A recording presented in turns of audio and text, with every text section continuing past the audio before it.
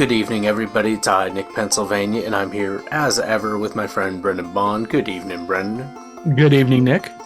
Well, I wanted to say, before we just dive into things right away here this evening, that we have a couple longer stories that each of us are working on. We've got a potential interview. We're trying to make sure everything's good for that. That'll be exciting if that comes, though. We're both very excited.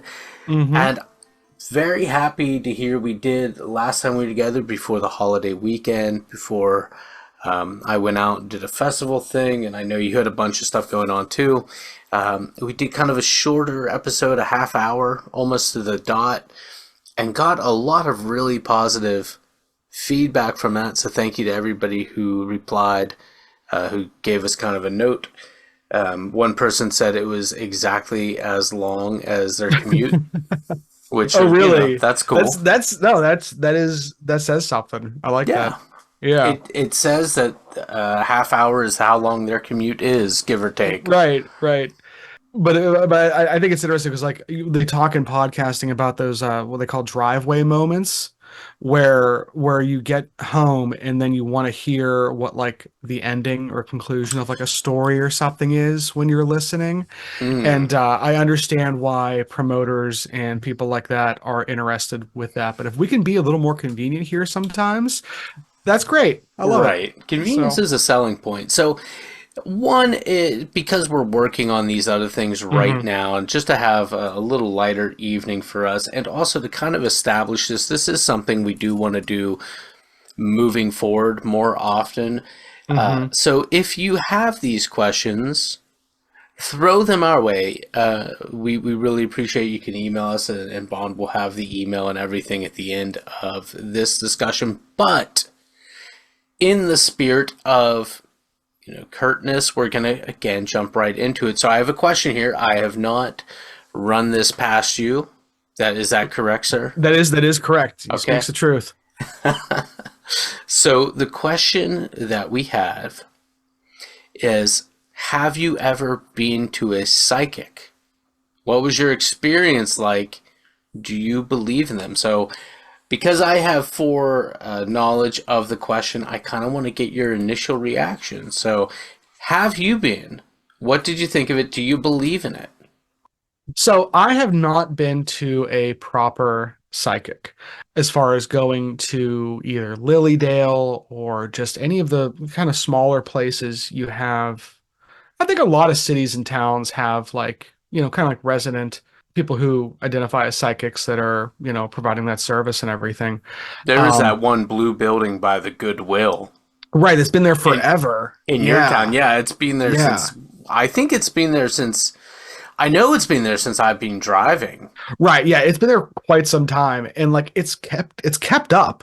So like, it's not like whoever is working out of there is just holding on to it. Like they're doing stuff, which I think is cool.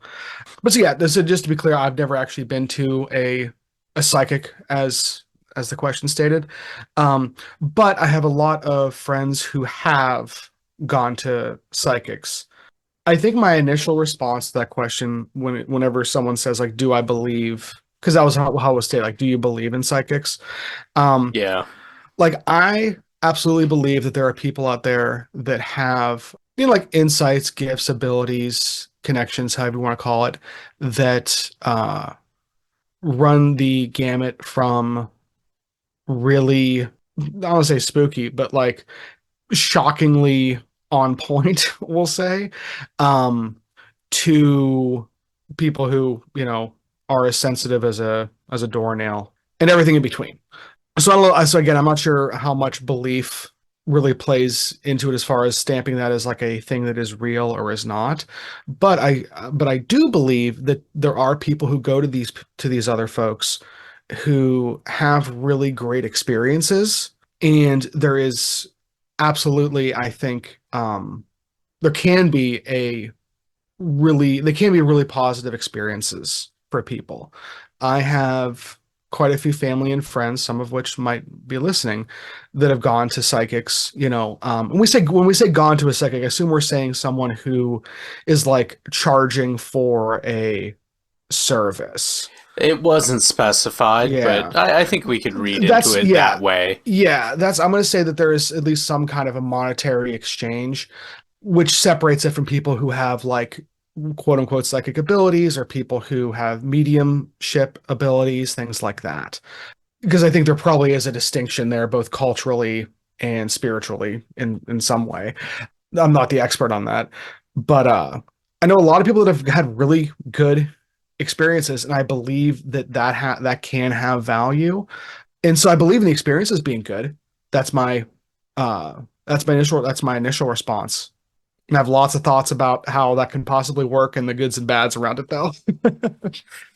Fair enough. I've never been. The closest I can say is that I remember being at an office party, Mm, which is something of a misnomer. It was taking place in a barn, but I was working for this company. It was people from their yeah. spouses and whatnot. I was pretty new to the position, and the director, a really interesting lady, Hmm.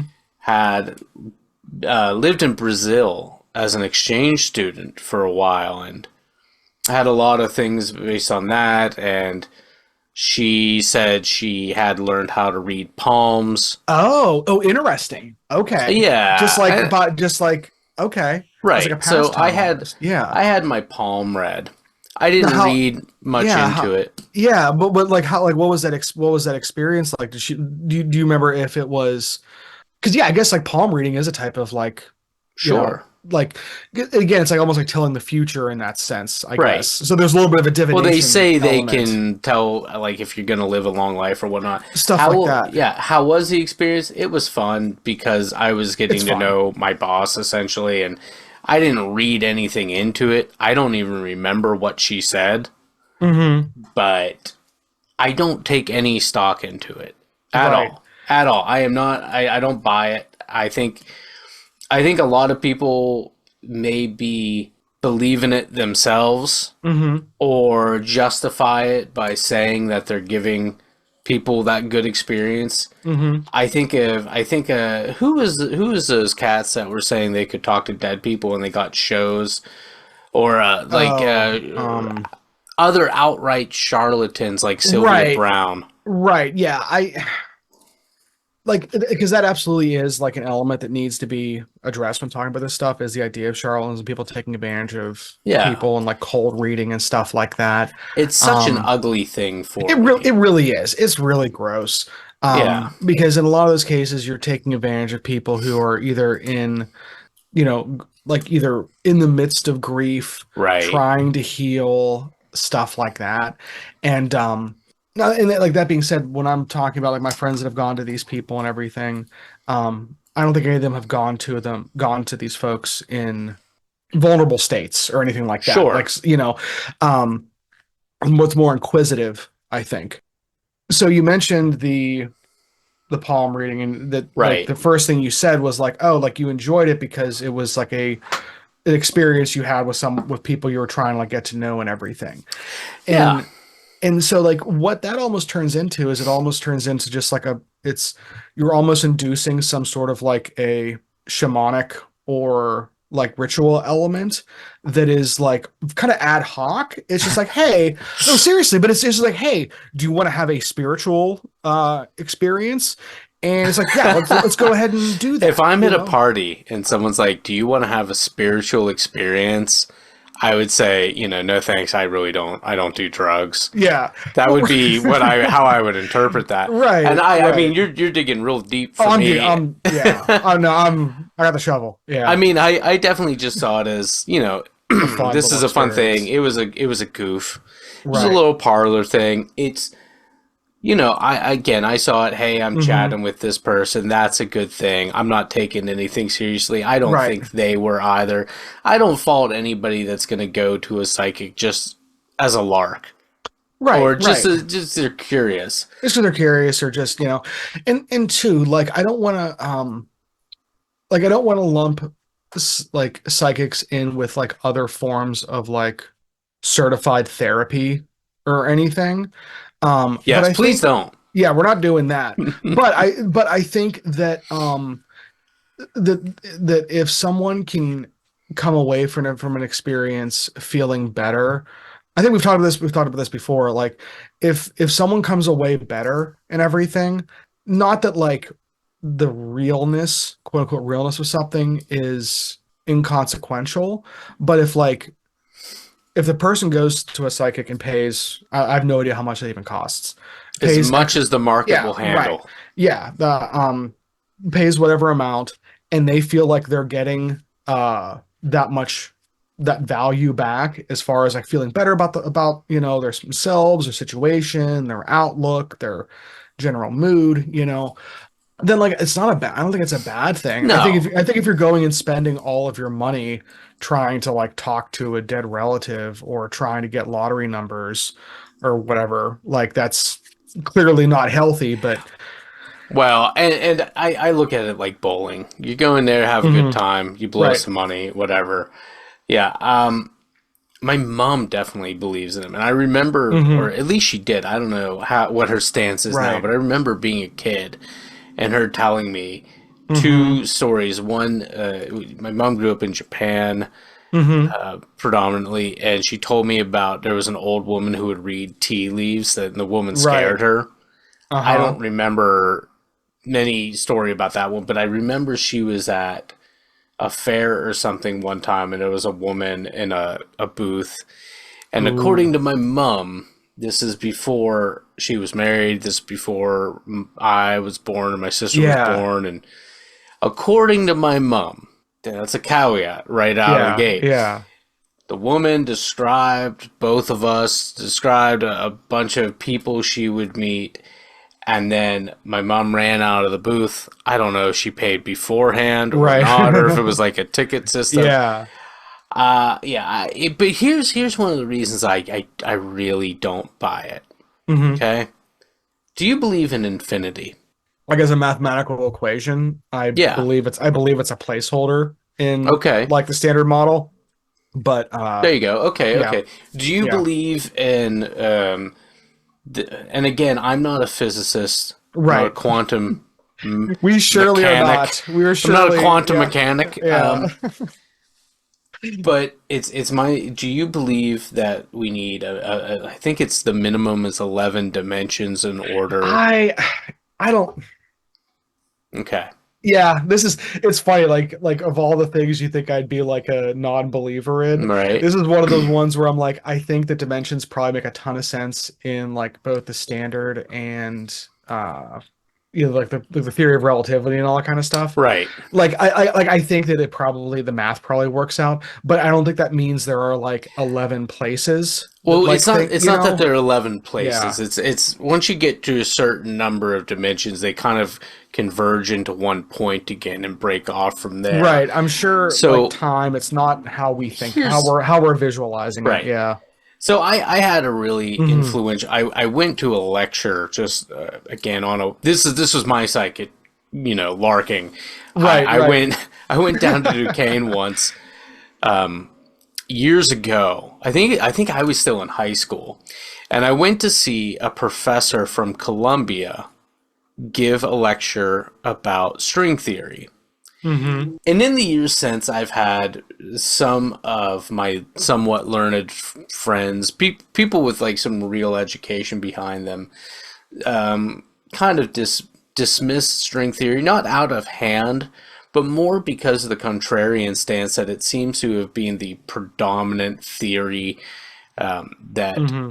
it's just the most popular hypothesis right now is this string theory thing, which not only am I not going to get into because I'm just not qualified to do it, but also because I think even most lay people that have demonstrated any interest have something of a working knowledge of what string theory Hmm. is. The bottom line is in order for that to be the case, it necessitates a number of dimensions and a number it's based on an infinite number of possible timelines. So I Right. don't buy it because if I'm going to put my hat in the corner of string theory as sounding like a plausible explanation because it becomes this cleavage point Hmm. between the micro and the macro quantum physics, Right. then I believe in an infinite number of timelines. And there's a Yeah, comfort in that I would say is akin to the comfort religious people might have, right. thinking that, or with their belief in a a uniform justice Hmm. and okay, Maxims and things like right. that. Yeah, So universal like truths. Yeah. right. So there is, for example, if the infinite, and just trying to wrap your head around a little bit of what that is, like there is a timeline in which you and I moved together to Sheboygan and are running Jesus, a Nick. brewery, Oh right? no, that's And I've lost my foot oh in yeah, a tragic rototiller accident. accident. How are psychics, one, staying in this time? Like, because any the moment I walk out of that tent, any number of different any number of Right. timelines erupts from that. Hmm. So in a world, in a reality that is predicated upon the infinite, Hmm. I can't buy it. There's Yeah. just too much for them to have to parse out correctly. Right. That's But, why. but of course now I've Yeah. given them this. This is what I've just handed over to them. Right. Is that if they're wrong, they're just saying no, no, because in another timeline, I just screwed my timelines up because Right. there's an infinite amount of them. How could I possibly? So that's I know that I accuse you of really reaching there, but Well, no, but now you no, but no, you're but welcome. yeah, This is no, what a C we've, minus feels like, as you said. but no, but no, I know what you're getting at, and that's like it's tough because I think a lot of this gets caught up in the like the language that we're using for these things, Of course. as we always get back to, and it's like this gets into free will, like oh, if free will exists, how can a psychic tell you what is going to happen, Right. kind of That's thing, another great thing. It's right? fatalistic. Yeah, it's very fatalistic, and I think to say that like, oh well, like the major beats in your life are planned out. So I say, oh well, then yeah, it's not free will. And then if you say, cool, it's that it we agree that there is no free will, then like where does that where, that it gets more and more complicated, and it's like Yes. some of the paranormal stuff we've talked about where we're answering one unknown with two other unknowns that like just get more and more kind of muddied. So that's why I think I try and not mess with the almost like the legitimacy of it. It's more like let's just look at like the experience and what like each person is bringing to it. So I could Um, accuse you of being now like, oh, for oh, sure. now it's like, yeah, let's just say this because man, I don't want to waste the energy in talking about Right. it. Well, no, but I think that like when it comes to like the layers of complexity and everything, I think that there are like two I think there's two kind of like there's a divergence you need to kind of look at. It's like there's half of like going to a psychic that is telling you what is already either happening or happened, like it's looking at the past or it's looking at right now. Then there's a divination element which is looking into the future.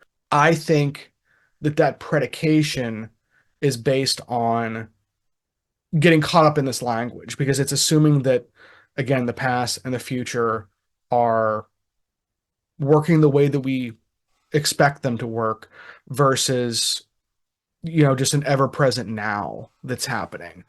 um Okay. so so when that person is accessing that information, there has to be a premise that they're working under either way, and because we can't justify that premise, is it worth looking at, I Well, guess. okay. I'm a little confused as to what you mean Yeah. by the premise that they're working under. So like when I say the premise they're working under, like so the idea of either the divination or like either looking at what's happening right now or looking at what's happening in the future, there is some mechanic happening that this person is tapping into Okay. a truth, I whether understand you now. yeah, Okay. like that there is no interpretation. It just is. There is how things are and there how they were and how they will be. Um So like that goes against the idea of all these other timelines, like you're kind of saying. And it's also assuming that time, like, again, works the way that we're Yeah. using the language to kind of get there. So I don't mean to pick fruit what hangs too low, Please but do, because I haven't gotten to one of my other fun little okay, points I'll do this yet. real quick. Yeah. I don't know of any documented example of a psychic in our lifetime Hmm. warning people about, say, a 9/11 incident. Well, Or, they're famously bad at it. right. Yeah.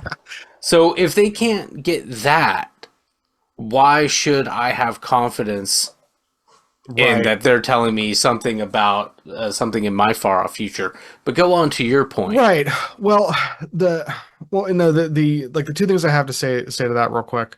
Um, is like I keep thinking about the intro to or the first opening scenes of the original Ghostbusters movie where Peter Venkman is interviewing the psychics about when Yeah. the end of the world's gonna end.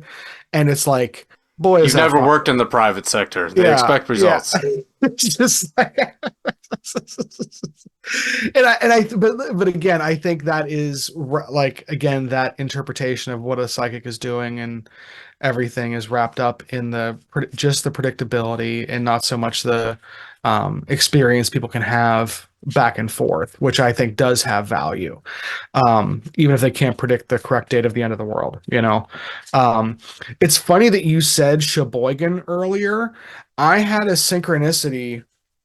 Uh, I'll have to find out when it was because I'm sure if I search my phone, it'll come up. Where I had five references to Sheboygan in like the first 3 hours of my day, one day. That's quite a lot It was for too someone many. It was that too does not many. live anywhere near the Sheboygan Right. metropolitan region. Yeah.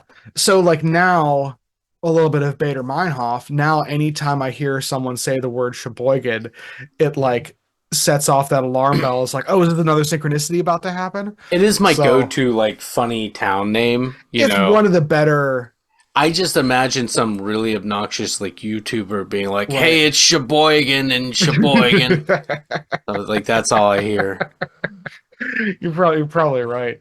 Um, but no, but again, like kind of back to what I was saying. I do think that there is a lot of utility in the experience people can have with psychics, even if it's not accurate or tapping into some universal truth. Because again, I know a lot of people that have had really good experiences just because I haven't, and just because I can't explain why it's going well, like why they're having a good experience, doesn't mean it isn't. Like one of the things that I always thought, I don't know if we ever talked about, have we ever talked about my first Reiki experience on here? I believe that you had interviewed a Reiki person. I was Well, not around for that, and I think you shared it yeah, then. yeah. So that's one of my other good friends who does, and I think a lot of people actually do practice Reiki kind of on their own. But I did go to an actual Reiki practitioner who we're mutual friends with. Um, and if anybody's interested, I'm happy to talk off the podcast about recommendations. But it was one of those things where did I did not understand, did not give really any credence to the mechanics of how that worked. I thought it was to use one of your phrases, it might be kind of bunk, you know. Um, Yeah. but I knew enough people that had really good experiences going to them and had a whole myriad of like types of experiences too. It wasn't like, oh, everyone just had like experience A.